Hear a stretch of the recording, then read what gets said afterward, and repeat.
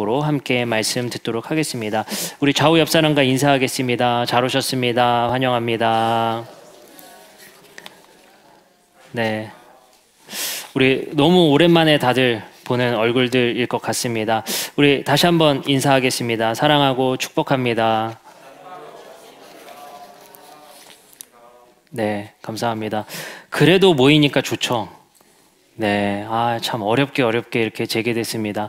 우리 명절 기간 동안에 또 3,000명이 넘는 확진자가 발표되는 것을 보고 이거 또 우리 어려워지는 거 아닌가 또 생각을 했지만, 생각보다 조사 결과 우리 교회가 백신 접종자가 아주 많아서 그러면 백신 접종자 A, B 그룹으로 나눠도 충분히 10%가 되겠다 생각이 되어져서 저희 교회가 이제 대면 예배로 전환되었습니다. 그래도 우리가 또 주의해야 될 것은 교회에 오셔서 위생에 철저히 관리해 주시고 최대한 거리 두기에 협조해 주시기를 부탁드립니다. 오늘 우리는 마태복음 3장 1절부터 17절 말씀을 통해서 은혜 받는 시간 갖도록 하겠습니다. 원래는 우리가 1장의 족보 이야기를 첫 시간에 우리가 말씀을 통해 들었고요. 우리가 저번 주에 이제 성령으로 잉태하신 예수 그리스도에 대해서 말씀으로 배웠습니다. 그리고 오늘은 원래 2장 동방박사 이야기를 해야 되는데요. 제가 고민을 많이 했습니다. 성탄절에 하도 해서 이거는 다음 성탄절에 하든지 하면 좋겠다. 동방박사 이야기는 한번 건너뛰고 우리 3장부터 세례 요한의 이야기부터 시작하도록 하겠습니다. 마태복음은 본격적인 시작은 사실 4장부터입니다. 하지만 예수님의 출생, 그리고 족보, 그리고 오늘 3장의 이야기 꼭 들어야 될 필요가 있습니다. 오늘 3장의 이야기는 우리가 잘 알다시피 세례 요한이 광야에서 회개하라 천국이 가까이 왔느니라 라는 선포를 했었던 말씀입니다. 오늘 우리가 이 말씀을 통해서 과연 세례 요한이 말했었던 회개하라 천국이 가까이 왔다는 선포가 어떤 의미였는지, 그리고 광야에 외치는 자의 소리가 있었다라는 의미가 어떤 의미였는지 딱 두 가지만 오늘 함께 살펴보고자 합니다. 물론 여기서 많은 주제들 우리가 살펴볼 수 있겠지만 오늘 딱 두 개의 주제에만 집중해서 함께 살펴보도록 하겠습니다. 첫 번째는 세례 요한이 유대 광야에서 말씀을 선포합니다. 첫 번째 한 말씀이 회개하라 천국이 가까이 왔다 라는 선포입니다. 이 말씀은 우리가 굉장히 익숙한 말씀일 수 있을 텐데요. 이거는 꼭 우리가 세례 요한이 이 말씀을 선포했었던 배경 아래에서 함께 살펴볼 필요성이 있습니다. 여기서 첫 번째 말했던 게 뭐죠? 회개하라요. 회개하라.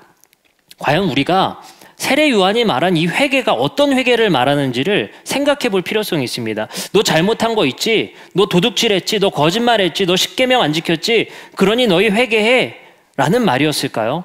적어도 여기서 세례 요한이 말했었던 회개는 그런 우리의 잘못에 대한 회개를 말하는 것은 아닙니다. 물론 포함될 수 있겠지만 그게 주된 내용은 아닙니다. 문맥상 여기에서 세례 요한이 말했었던 회개는 우리의 삶의 방향을 전환하라는 얘기입니다. 더 쉽게 말하면 이런 것입니다. 당시에 많은 사람들은 자기들이 추종했었던 것이 있습니다. 로마 황제의 법대로 살았었던 사람들이 있었을 것이고요. 헤롯 왕에게 복종하며 살았던 사람들이 있었을 것입니다. 또는 내 가치와 내 뜻대로 사는 사람 있었을 것입니다. 그리고 내 교육과 내가 살아왔었던 환경에 의해서 구축된 세계관에 의해서 살아온 사람들 있었을 것입니다. 근데 여기서 세례 요한이 뭐라고 선포한 거냐면요. 너희들 이제 새로운 왕이 올 거야. 너희를 다스릴 새로운 가치를 선포하고 새로운 나라를 선포할 새로운 왕이 올 거야. 그러니 너희는 이제 너희가 따르던 왕에서 돌이켜서 새로운 왕을 맞이할 준비를 해 라고 말하는 것이 바로 회개하라예요.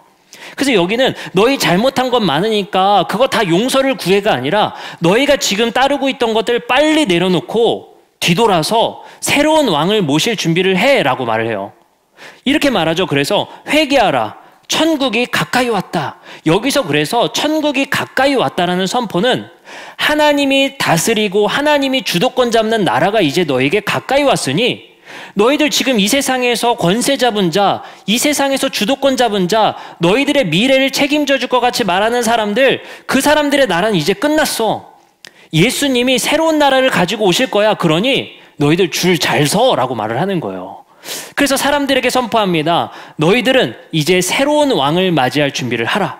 그러니 너희들은 돌이켜서 가이사의 통치에서 떠나고 헤롯 왕에게 복종하지 말고 너희들을 지배하고 있는 지금 세속의 가치를 지금 버리고 누굴 따라라? 예수님의 말씀에 따를 준비를 해라. 그것이 바로 새로운 나라가 온다라는 바로 세례 요한의 선포였습니다. 그렇기 때문에 2절에서는 세례 요한이 천국이 가까이 왔다는 건 너희들 저기에 있는 하늘나라 가까이 왔어. 하늘나라 갈 준비해가 아니에요. 하나님이 통치하는 나라가 이 땅에 곧 올 거야.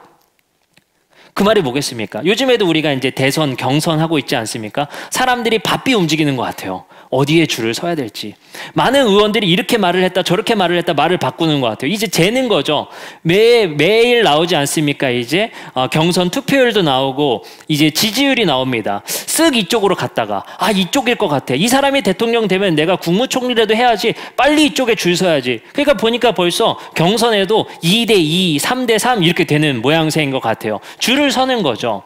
군대에서도 줄을 잘 서야 된다고 꼭 이야기를 합니다. 그렇죠? 첫날 훈련소에서부터 잘못 쓰면 계속 잘못된다는 얘기가 있어요. 그래서 줄을 잘 서야 된다는 얘기 있습니다. 지금 세례 요한이 그런 얘기 하는 거예요. 너희들 미래 보장할 것처럼 말하는 사람들에게 다 줄 서 있는데 니네 그러다 큰일 난다. 빨리 회개해라.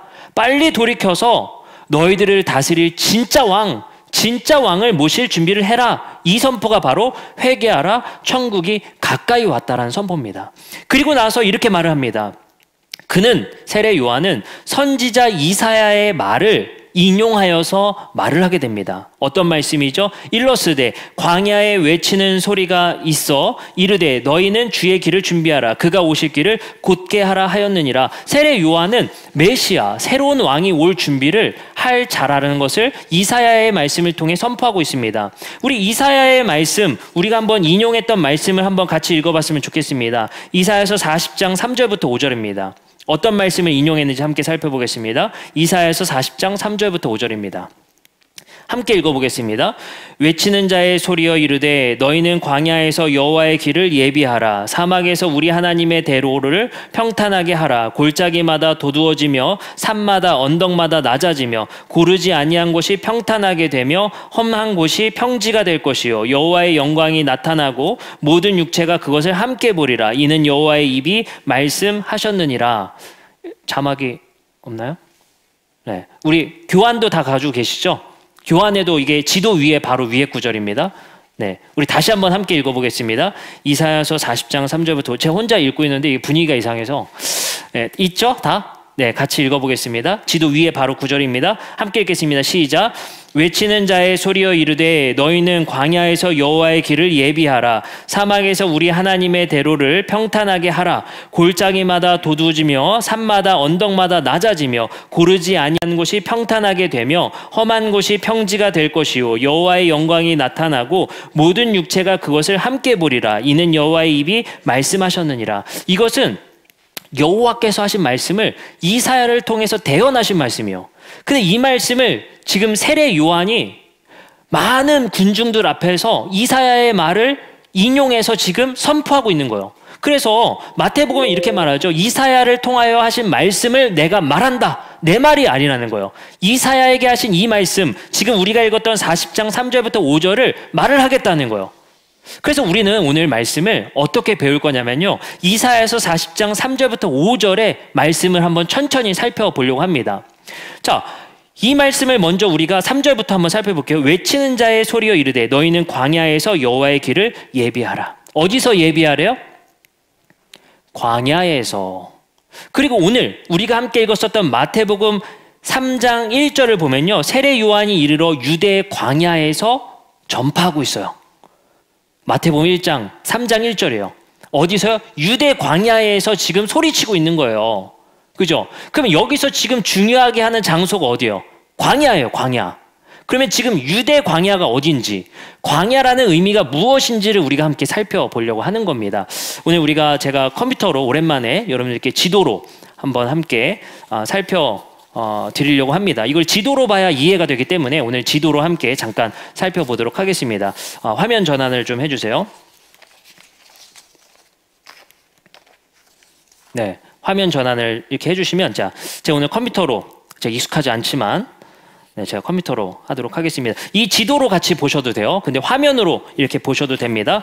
지도로 보셨을 때 보세요. 지도로 보셨을 때 2번이라고 쓰여 있죠. 2번.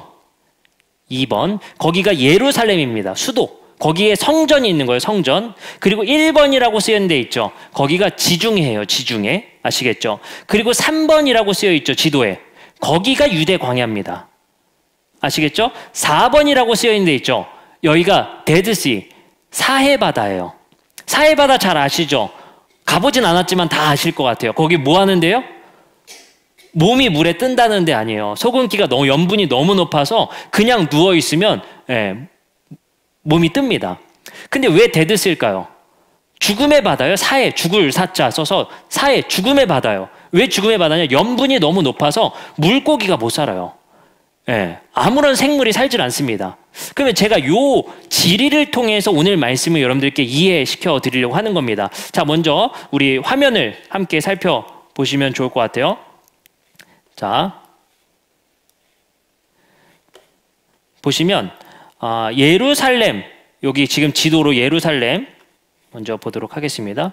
예루살렘이, 자, 밑줄이 안 보이죠? 네, 여기 보시면 제가 여기 설명을 이렇게 가서 드리도록 하겠습니다. 여기가 예루살렘이에요. 여기가 아시겠죠? 여기가 사해, 저쪽이 지중해입니다. 아시겠죠? 근데 제가 여러분들께 말씀드리고 싶은 건 뭐냐면요, 보세요.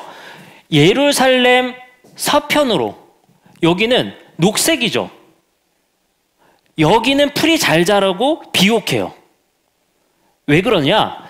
저쪽의 지중해에서 습한 바람이 오게 됩니다. 근데 예루살렘은요, 해발 700m예요. 산 위에 있는 거예요, 예루살렘이. 그러면 해발 700m 위의 수도가 예루살렘이고, 성전을 그래서 이렇게 성경에서 이렇게 말하죠. 성전산, 시원산, 이게 다 예루살렘이 산에 있기 때문에 그래요. 해발 700m이기 때문에 지중해에서 불어오는 습한 바람이 예루살렘에 부딪혀서 비가 다 여기 내려요. 아시겠죠? 근데 문제는 뭐냐? 비구름이 예루살렘을 넘어서 이쪽으로 오질 못하니까 이쪽이 광야가 돼버리는 겁니다. 그래서 사막이 되어져 있어요. 아시겠죠? 그러니 문제가 뭐겠습니까? 여기가 사막화되면서 언덕으로 내려오게 되거든요. 여기가 사해예요, 사해.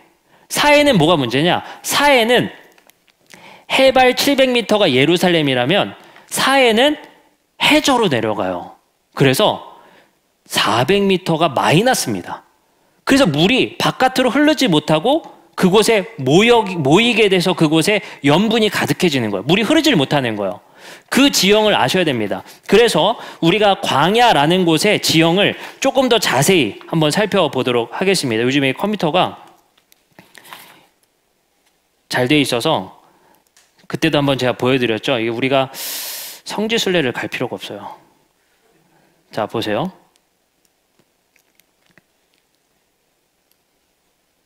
광야를 좀 확대해서 우리가 보도록 하겠습니다. 여기가 이제 그 아까 말했던 광야 지점이에요. 광야 지점. 여기 광야 지점을 보면 이렇게 협곡입니다. 협곡. 이런 식으로 협곡이 되어 있어요. 협곡이. 그리고 또 보면, 자, 여기가 다 광야예요, 지금. 그리고 또 한 군데를 보여드릴게요. 이거를 한번 보셔야지 좀 이해가 됩니다.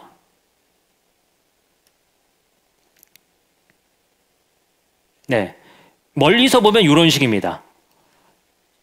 이런 식으로. 이게 거의 산맥처럼 풀 한 폭이 안 자라는 광야예요. 여기서 세례 요한이 말을 하고 있는 겁니다. 아시겠죠? 그러면 지금 방금 읽었었던 이사야서 40장 3절부터 5절 말씀, 화면 다시 돌려주셔야 돼요. 이사야서 40장 3절부터 5절 말씀이 이해가 돼요. 외치는 자여 소리여 이르되 너희 광야에서 여호와의 길을 예비하라. 사막에서 우리 하나님의 대로를 평탄하게 하라.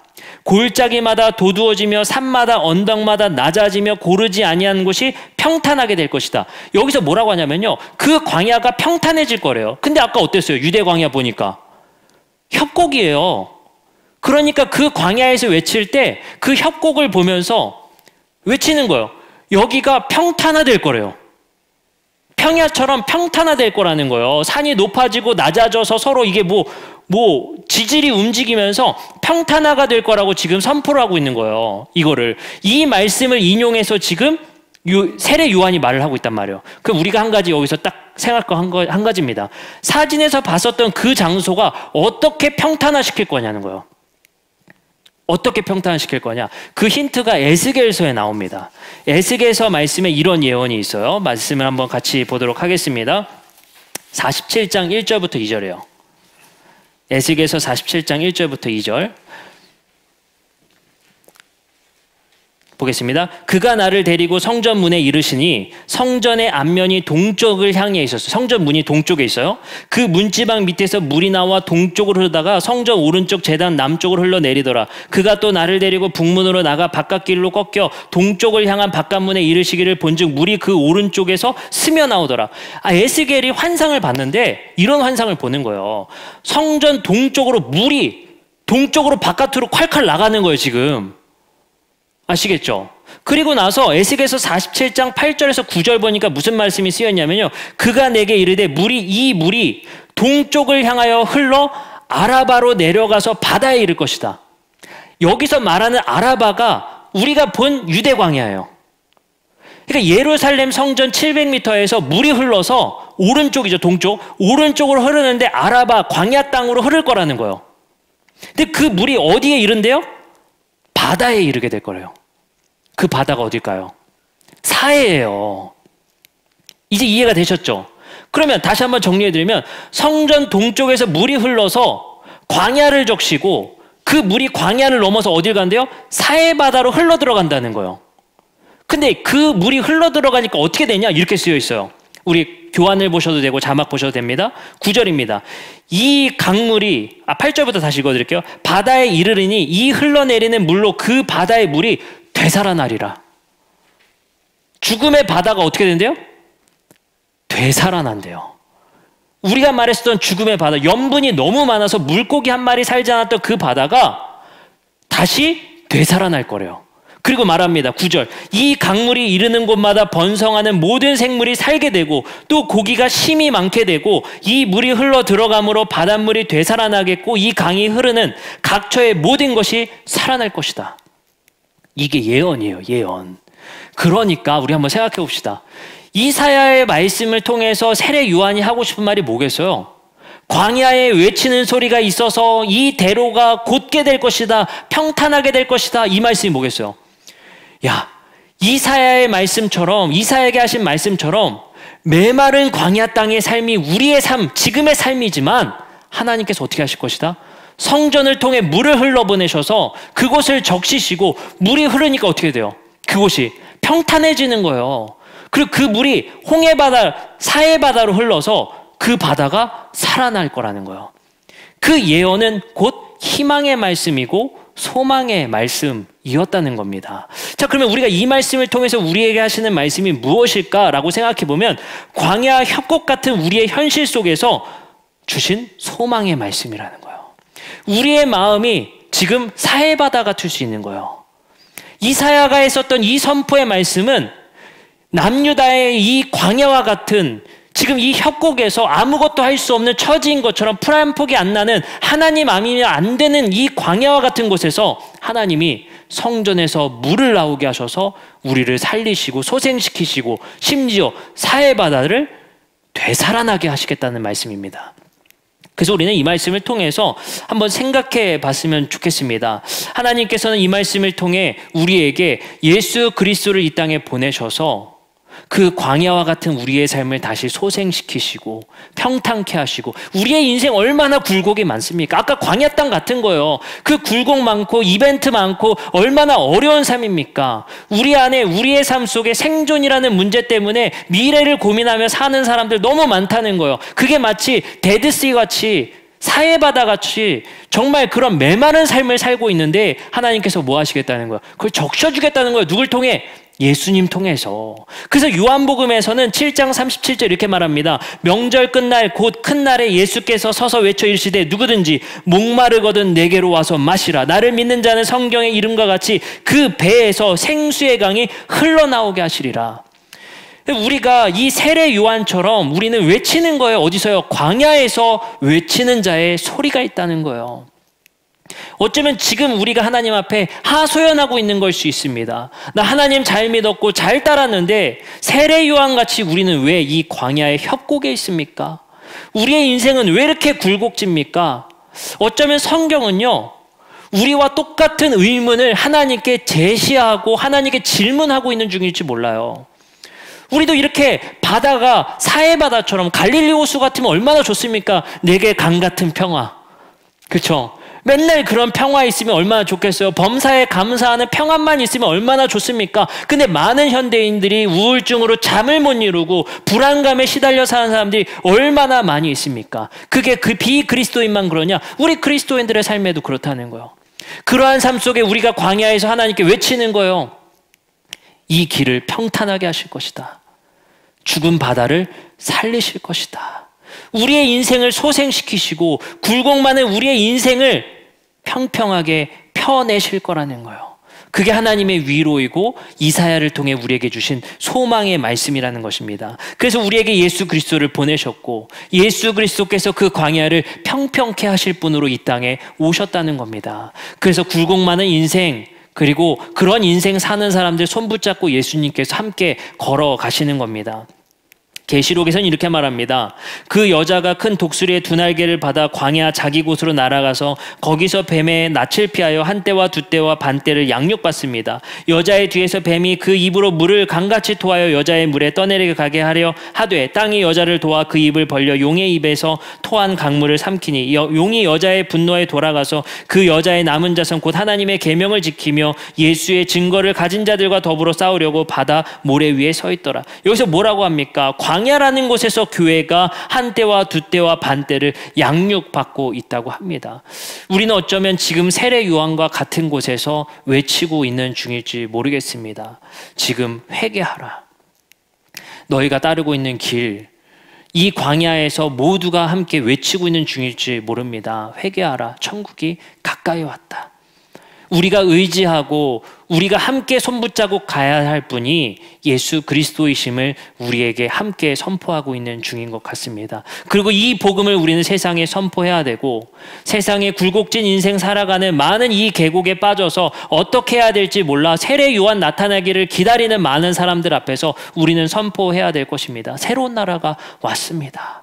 그리고 우리는 새로운 삶을 살고 있습니다. 라는 것을 선포해야 될 것이 우리 아닐까 생각이 됩니다. 오늘 우리도 잠시 마음을 가다듬고 눈을 감고 생각해 보게 됩니다. 하나님께서 죽은 바다를 되살아나게 하실 것이며 각처의 모든 것이 살아날 것이라고 말씀하셨던 주님의 예언을 붙잡고 살아가야 할 것이 또 우리 인생인 것 같습니다.